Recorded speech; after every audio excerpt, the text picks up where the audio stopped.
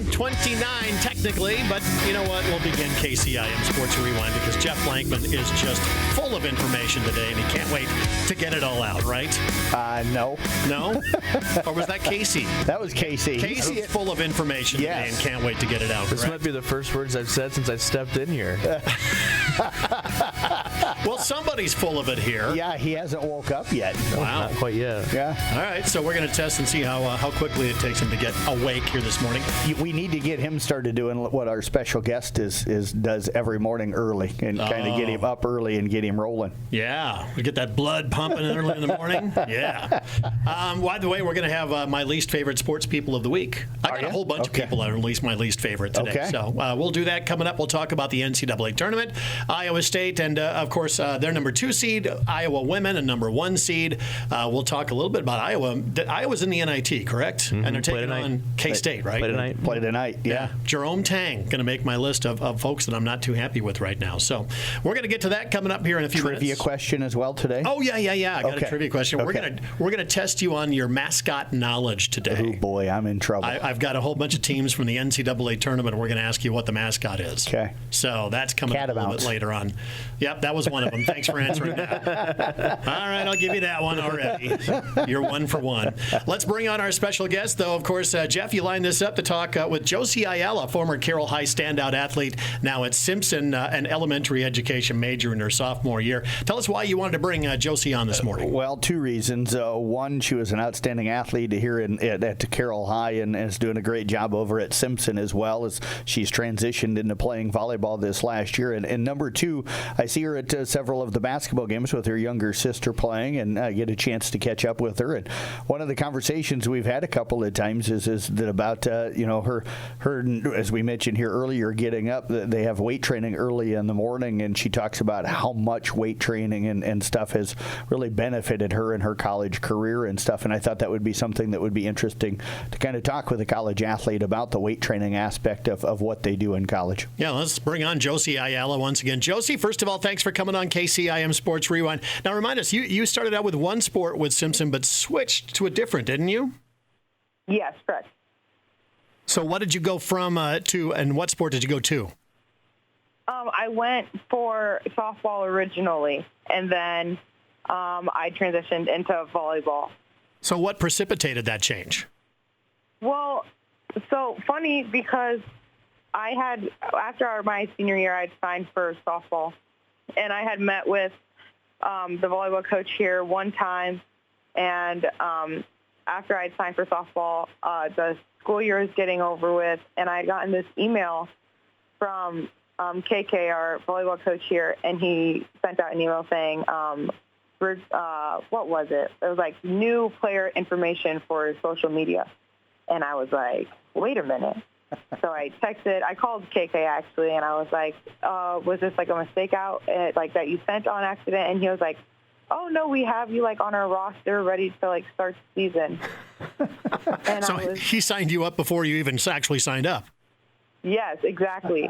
So I told him that I was just going to focus on softball, but he said that he would love to have me play if softball didn't like end up working with the schedule right and all this stuff. So then after freshman year, their schedule got really chaotic with mine and my schoolwork. So I sadly had to hang up the jersey there, but KK had heard that and called in a meeting with me right away. So, Josie, how has that transition gone to becoming a college volleyball player after taking really a year off? It was hard at first, knowing that I didn't really train the same stuff, my speed, my change of direction, my vertical, but it was really easy catching up with, as our lifting coach knew that I was falling behind, or I started off behind, but with our program right now, it's phenomenal. How different are the two sports to get ready for? Obviously, if you're an infielder, you've got to, that side-to-side movement is ultra important, and the same thing in volleyball. But, when it comes to hitting and things like that, that's totally different than volleyball, isn't it? Right. Because we do a lot of explosive movements now in volleyball, and you don't really necessarily work the same muscles and, that like body like part in softball. So, Josie, you mentioned you're a weight training coach there at college.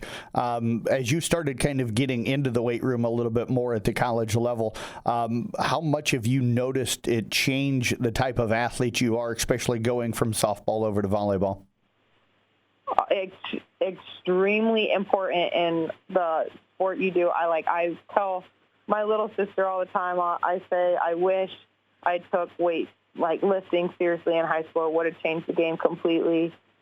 And you like see life in like a completely different way, like the way you eat, the way you sleep, how much water you're drinking, why I'm feeling so achy that day. And it's just like a whole other like almost language to deal with. So what do you think the big difference? I mean, because in high school, they do have weightlifting programs and things like that, not to the extent that some of the colleges do. But why do you think you didn't get into that frame of mind in high school? I feel like when in high school, it's just a type of discipline almost. Like, you know that at college, you're not the best in that town. You have the best in the like states, other towns, other schools, other districts, and you're not necessarily in that mindset where it's almost like you're always going to one-up what you were the next day. And I feel like here at Simpson, we're always pushing each other as soon as we leave that weight room, saying what we're going to do the next day, what we're going to do the next day in the gym. And I feel like that's what was lacked in high school almost. But here it just changes everything. Where do you feel you've made your biggest gains as an athlete due to lifting?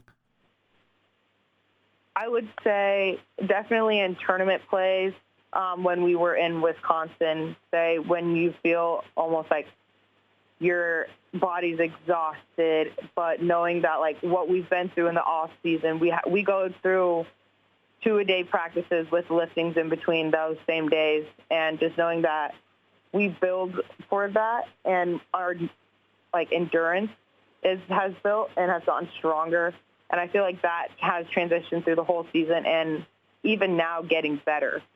So I feel like that's just a skill that has been built and is just going to keep building.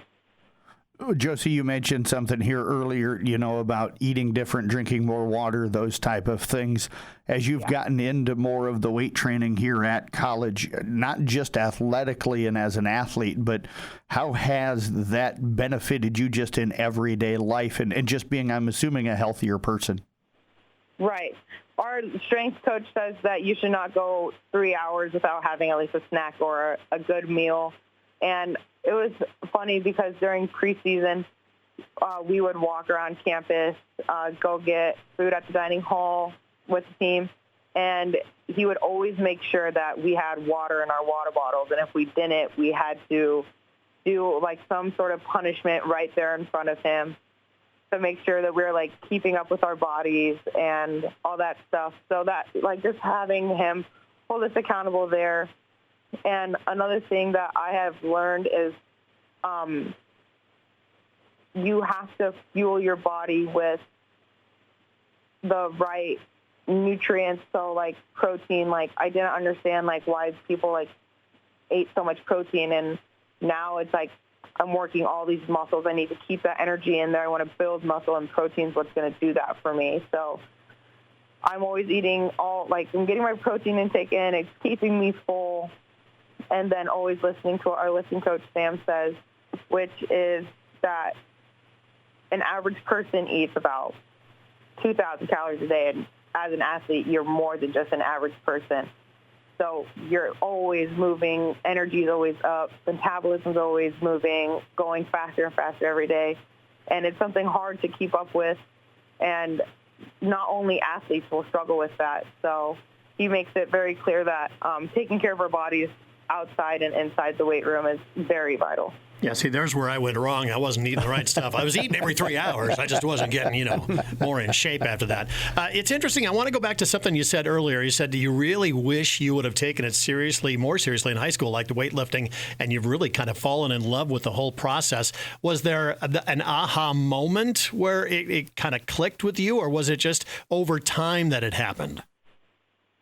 Definitely over time. I kind of got into lifting a lot the summer before coming here, my freshman year, because I was out for softball for quite some time with my broken pinky. They had me in a cast or whatever. So I would go to the weight room and do a lot of quad and hamstring focus.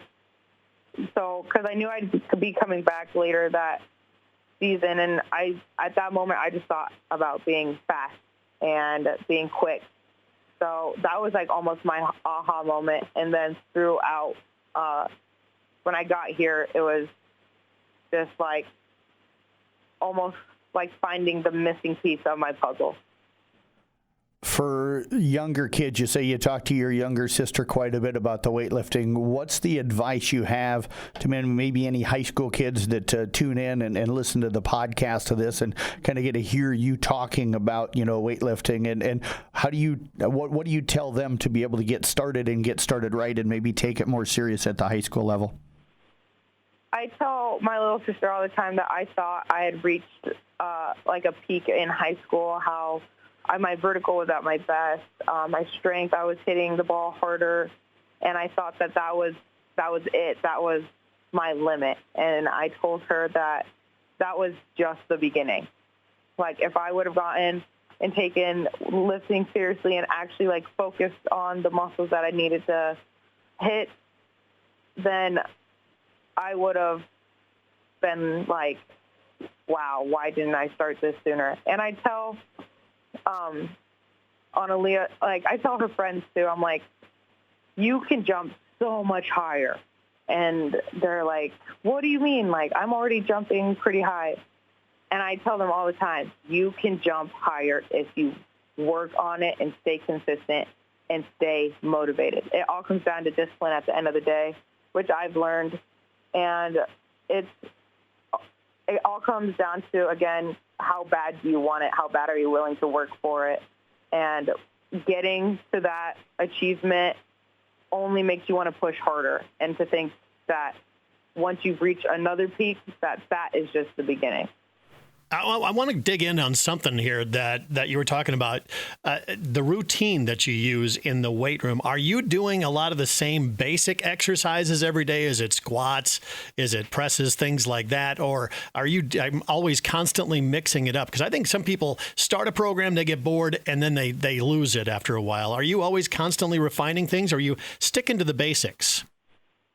Well, for our, like, do you mean like the lifting program, like here with volleyball, or just like on my own? Just on your own. Let's just talk about that.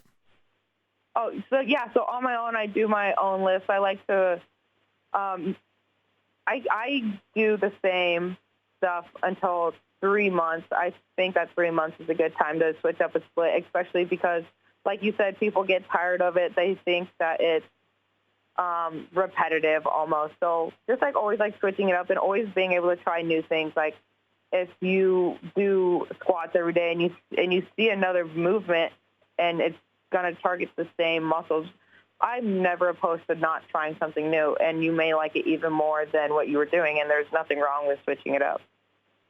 Let's switch over a little bit, Josie, here as we're starting to wind down on time for volleyball for you. How did you feel like the season went? What's the goal for you here the next couple of years with volleyball? I think the season went really well. We played a lot of tournaments in Wisconsin, went down to Texas, and the competition there is unmatched. Like, you see some of the best athletes playing, and even, like, I'll catch myself in complete awe. I'm just like, how in the world did that girl dig that ball? How in the world did that girl get up so high? And I feel like that, too, always pushes me as an athlete. Like, I want to do that. I'm going to do that. And we made it to the second round regionals and fell to Dubuque. but every match was lost by 2 or 3 points. And with that, our team just now is like, oh, we're going to come back. We're going to come back and cause some trouble. And personally, like, my goal for this year is I want to beat my old self, like my sprint times, my lifting time, or my lifting weight, all that stuff, because I know that's going to lead, the performance in the weight room is going to transfer onto the court.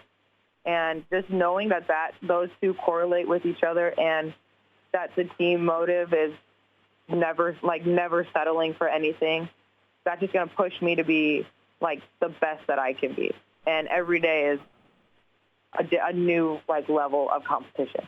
Josie, you said something there a moment ago that, the loss down there in Texas kind of spurred you girls during that. They always say that the best athletes hate to lose more than they love to win. And I get the sense that, the non-successes that you and the team had down there has driven this team, and that's what's pushing you guys or you girls to kind of work a little harder in the off season? Oh, for sure. We always look back at film, and we're always looking back at plays, thinking, what do we do wrong here? Okay, what are we going to fix? We're going to fix it right away. And as soon as we fix that mistake, we find another mistake. And as soon as we find a flaw that we're struggling with, we fix that right away, and we don't move on until we know that we're going to be confident in that situation or that play next time. And then as soon as we're confident in that, we're right on to the next thing. Now, you're a sophomore this year, going into your junior year. Elementary education's the major. Do you see yourself in the future doing more like maybe a weightlifting coach type situation with some schools, things like that? Oh, yes. I would love to be a coach. I would love to coach volleyball. I always tell Analia that one day I'm going to take her and her friends. I want to do travel ball because I feel like I learned so much in travel volleyball.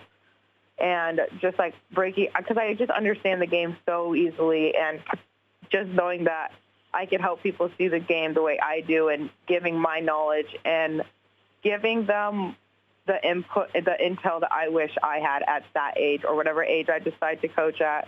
And yeah, that's what I just love to do, giving people advice that I wish I had at that age. And your athletes are going to hit the weight room, right? Yes, they better. And they're going to get a lot of protein. All right. Josie, thank you so much. Congratulations on a great career so far. We wish you continued success and have a great volleyball season upcoming. Thank you guys so much. I'm wide awake now. I just got done with practice, and I had lifting at 5 this morning. So. Well, somebody's got to get up early and lift those weights. It can't be us. So Josie, real quick here, Casey hasn't spoke yet this morning because he's still sleeping. How do we get him to have that energy this early in the morning? It takes a lot. I'm not gonna lie to you. So yeah, maybe a little caffeine along with that protein in there. So thank you so much, Josie Ayala, joining us here this morning on KCIM Sports Rewind. We'll be back with more coming up next. As the athletes at your house prepare for hard work and fun of the season, remember that St. Anthony Rehab Services provides physical therapy for any sports injury that may sideline your member of the team. Sports injuries can plague kids of all ages and keep them from playing the sport they love. Athletes will be under the direct supervision of a certified and licensed healthcare professional in the newly renovated sports performance facility. If an injury is keeping your athlete out of the game, call St. Anthony Rehabilitation Services at 794-5000 for sports injury and treatment rehab. KCIM Sports Rewind with Sports Director Jeff Blankman, Assistant Sports Director Casey Miners, and me, John, here on this Tuesday morning. Nice to catch up with Josie Ayala. Yes.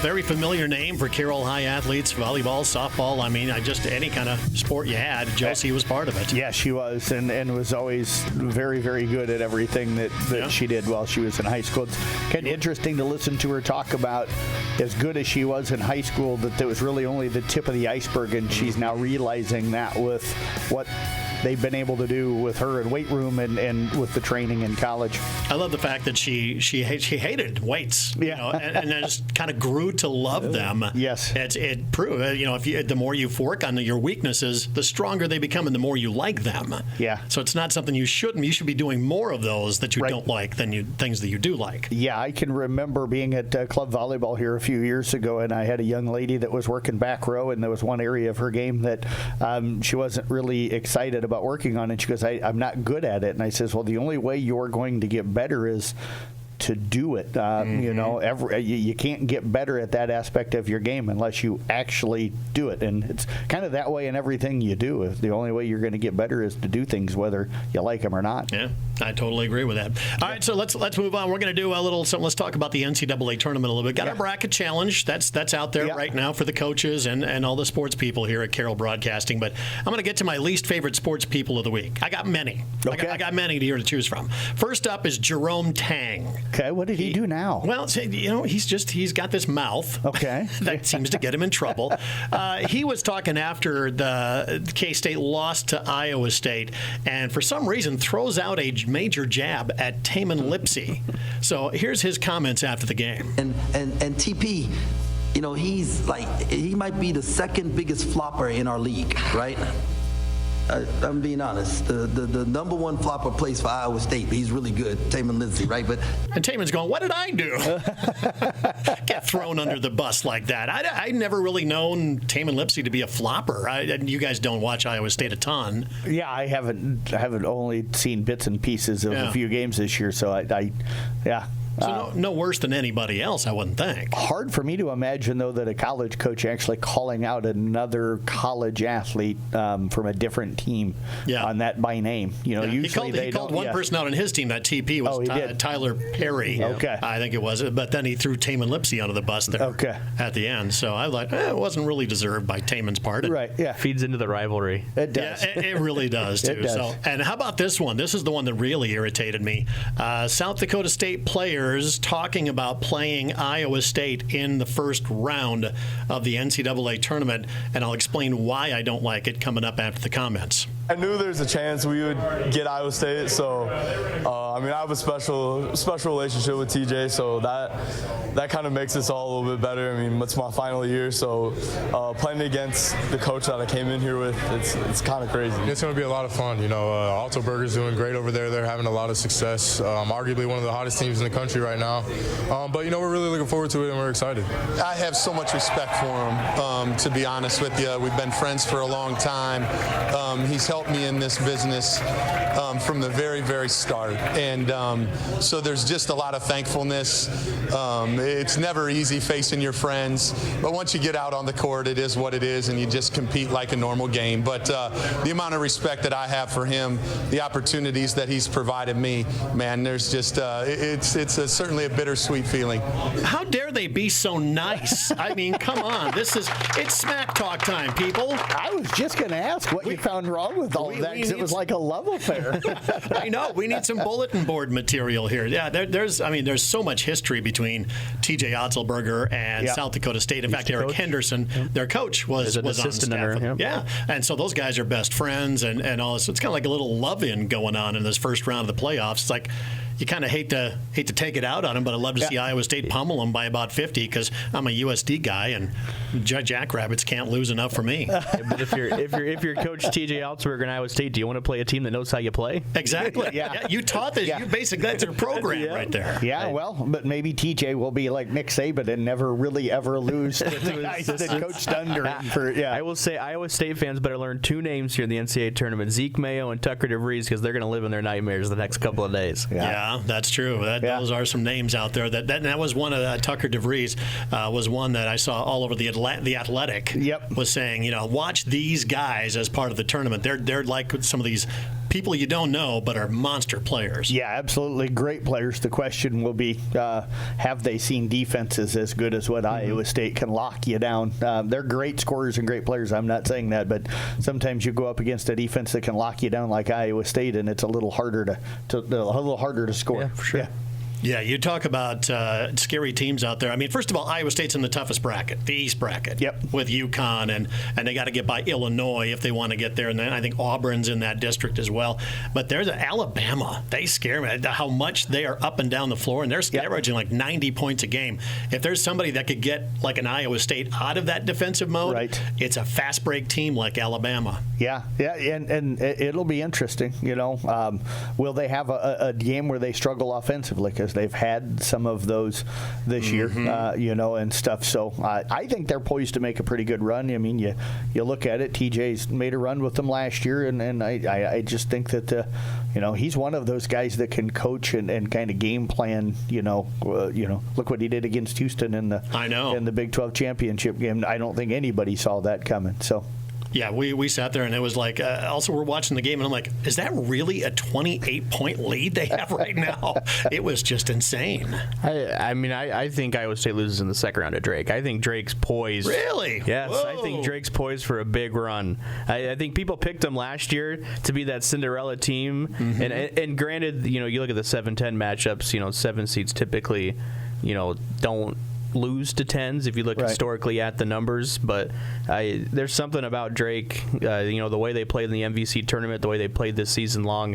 Tucker DeVries is going to come out and make sure people know his name, I think. Yeah, not just like this year or yesterday. They put it together for a couple of years. Oh yeah, now. Yeah. And I can't remember their coach's name, but Darren DeVries. How long does he stay? As soon as Fran McCaffrey leaves Iowa. I think Jeff, you just gave a compliment to every Iowa basketball fan there is, because I don't know a person that I have talked to that if Fran McCaffrey gets the can or he leaves, that they want Darren DeVries to be the first call. Yeah. I got news for you. Fran ain't going anywhere. Oh, no. Yeah. No. Fran has got a contract that lasts for at least 4 or 5 more years, I think, and that payout would be very, very hefty. Yeah, no, agreed. The one thing, speaking of Iowa fans, though, that it's fun for me to sit back sometimes on Facebook and Twitter while Iowa State's on, even if I'm not watching the game. I'm not a big scroller, but it's fun to scroll through and see the Iowa fan posts that are like, oh man, Iowa State actually plays defense, and stuff. They are so negative about the lack of defense that Iowa plays, and I think they hate doing it, but they always have to give Iowa State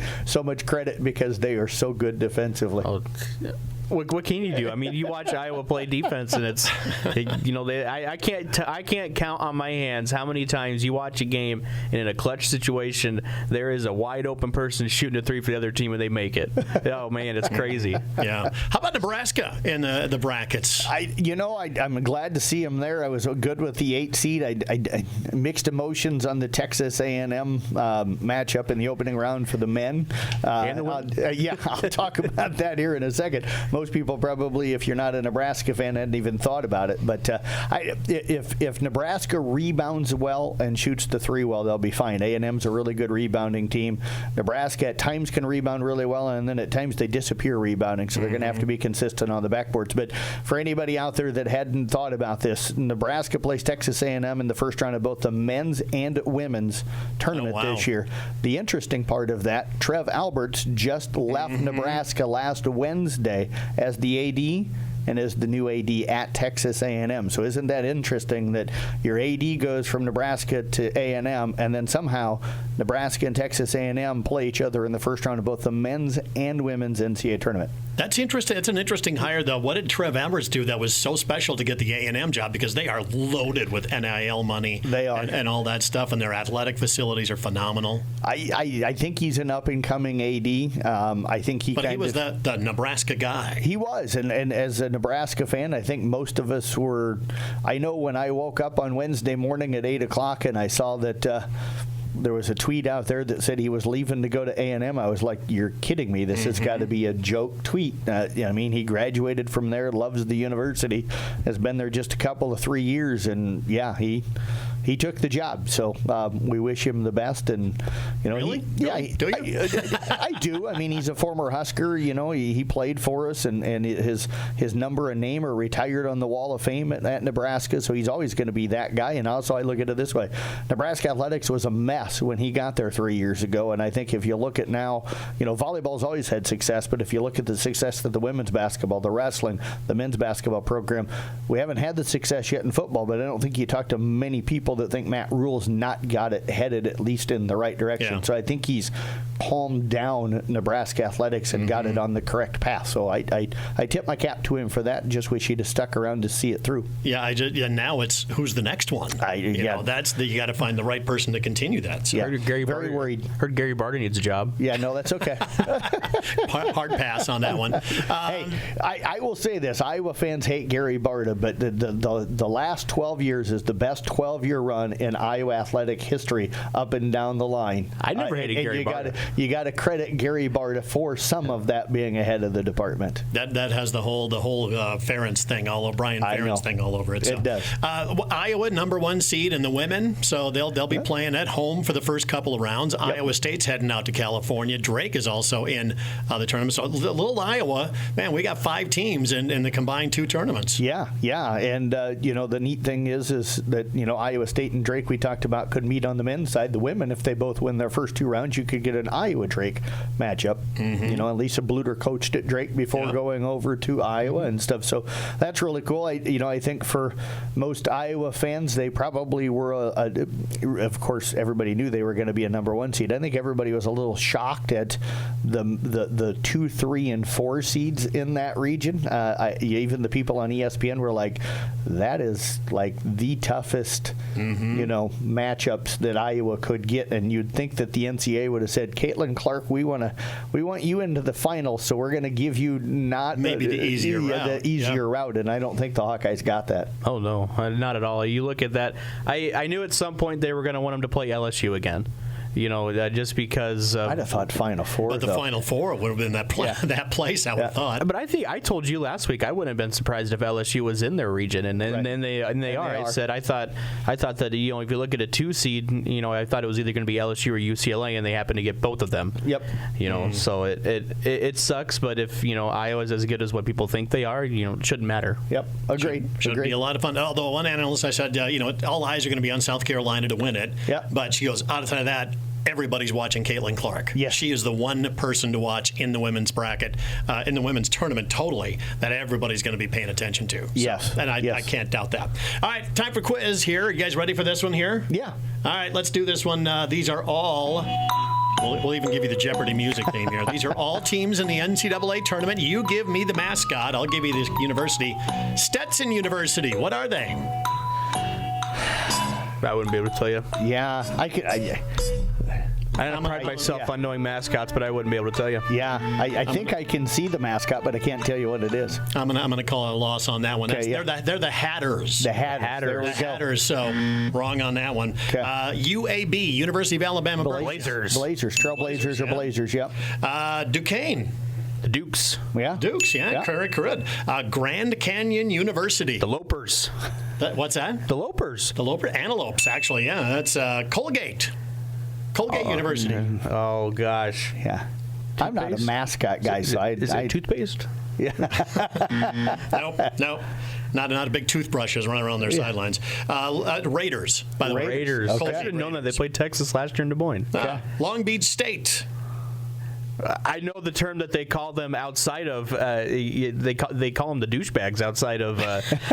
Really, I'm serious. Look it up. That's what. That's technically incorrect. I can't think of. I can't think of their mascot right now. The Sharks. The Sharks. LB the Shark is their mascot. Okay. Akron. Zips is that one. Samford. Not Sanford. Samford. They're like Bulldogs, aren't they? They're the Bulldogs. McNeese State. The Cowboys. Correct. Okay. Western Kentucky. Hilltoppers. Hilltoppers. Yeah, you got Vermont. Catamounts. Yep. And finally, James Madison. What are they? The Dukes. Right? Dukes. Wow, you guys are good. Casey's good. I'm not good at those things. So there's your quiz this week. Thanks to Josie Ayala for joining us here today. It's KCIM Sports Rewind.